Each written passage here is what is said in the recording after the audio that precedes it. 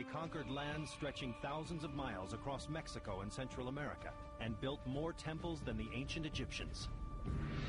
They were highly advanced. Here were people that were very smart, very industrious, almost a genius type civilization. And incredibly bloody. If you lost, you could be beheaded. Rituals involve sacrifices, human sacrifices. They were great warriors, and some believe even greater magicians. They can enter into animals, and it's like they have the spirit of the animal in them. It said they could travel through time and speak to the dead, but still, they all but disappeared more than 1,000 years ago. What happened to this great empire, and what clues can we uncover about their strange and sudden demise? Meet the last members of this nearly vanished people, trek deep into the jungles of Belize, hover high above the Yucatan, and venture deep below the jungle floor as we unlock the mysteries of the Maya. Next on Weird Travels. Who were the great Maya, and where did they go? All we know is that they all but disappeared around 900 AD. Because it's such a mystical culture. It's so filled with mysteries. And only now are we beginning to understand the extent of their powers. These were intelligent people. They were scientists, they were researchers. Very smart, very industrious, extremely productive, almost a genius type civilization. Some say the Maya even learned to harness the power of the mind. They believed they could transform themselves into animals. Like a jaguar or a bird or perhaps a snake.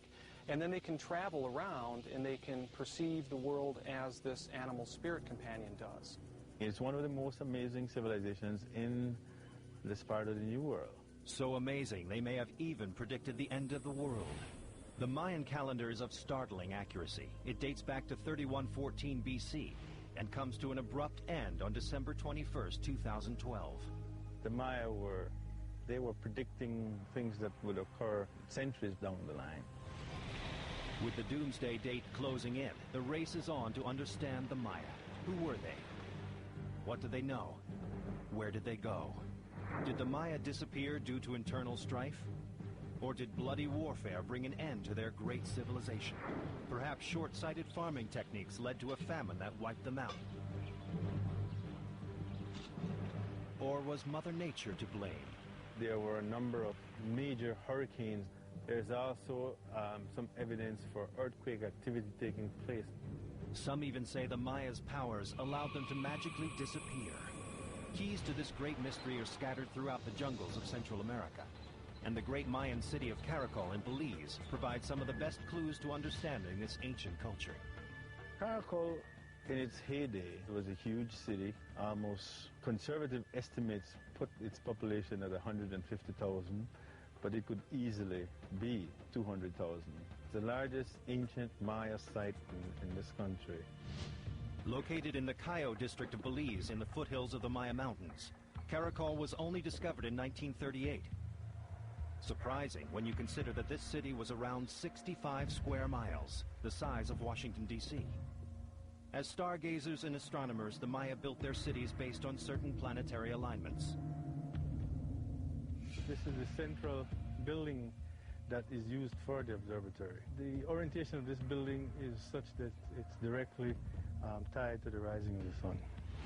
Caracol was also one of the most populous Mayan cities. A large and imposing metropolis. It was built to instill awe in its people. To remind everyone around of their power, the Maya built great temples that rose high above the jungle and could be seen for miles. They wanted like this to be seen from a distance. So everyone that lived in this valley, like the farmers, the middle class, they looked up here as that's the place where magic happens. The Maya averaged 5 feet tall, so how did they build such massive structures? You didn't have a crane to build a building like this. It was all done by human labor. And why the huge steps for such small people? These buildings are facing into a plaza, and ceremonial activities would take place on these buildings, and the passage would be very slow. So that's why the steps are wide, and so it is for movement that is very slow. To instill fear and awe in their people, Mayan rulers also built secret passages in their temples that enabled them to appear and disappear at will. There is hidden stairs in this structure here. So you have the stairs then going in, and if you're a ruler walking up here, you would disappear into the building. You're gone, you reappear back at the top. Then you conduct your ceremony, and whosoever is witnessing this is like, wow, you know, like, that he came from the heaven, or is he a god? And this is what the rulers were trying to achieve. It was power, a lot of power, magic. They also achieved this by dressing in elaborate costumes and headdresses. From high above, they were a sight to behold. They appeared like magical creatures who could materialize atop the temples and just as quickly disappear into the jungle below. Today, the interior of these temples remains closed to visitors. Even in Mayan times, only the ruling elite were allowed inside. And figuring out exactly how the moon and the sun and Venus and the different planets all interact. We think in terms of years, but the Maya were predicting things that would occur centuries down the line. The Maya believed in a cyclical time, not linear, and their fascination with the cosmos resulted in a calendar of startling accuracy. From what we have seen, the Maya calendar is actually more accurate than the Gregorian calendar that we use today. The Museum of Mayan Culture in Chetumal, Mexico, houses an archaeologist's rendition of the calendar. There is little written history or drawings explaining exactly how it worked, but one thing's for sure. The calendar represents a piece of the puzzle that brings us closer to understanding the Mayan way and our own fate. With this calendar and the Mayan prophecies, we can understand what will happen, in this future for us. A series of interlocking wheels and calendars individually represent the movement of the galaxy and different dates from Earth's creation, all the way to modern time. I mean, they're following a calendar tradition that has been followed unbroken for some 3,000 years. But when the symbols and wheels were used together, the unbroken accuracy brought frightening prophecy.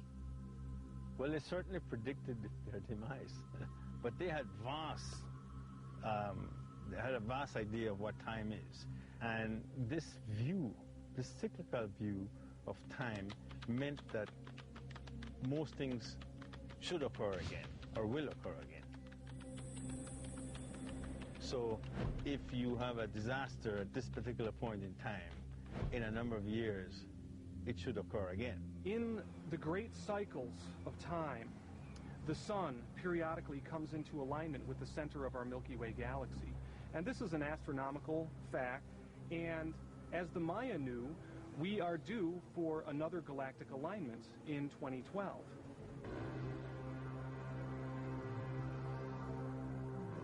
The Mayan calendar ends in 2012. Is this a sign from the ancient Maya? Will our world suffer the same fate? The end date of this calendar is December 21st of 2012, so clearly they were able to pinpoint a winter solstice some 2,000 years into the future. And so the first archaeologists who discovered that, they thought, well, Mayas are predicting the end of time, the end of the world. Some people believe the Earth and the planet Earth is gonna be destroyed. Yet others say the Maya were simply pointing to an age of renewal, a kind of rollover of the cosmic odometer.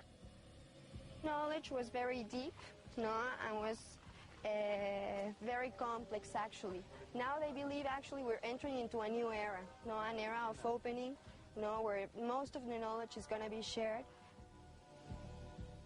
There is the chance of complete obliteration, and there's the chance of transcendence.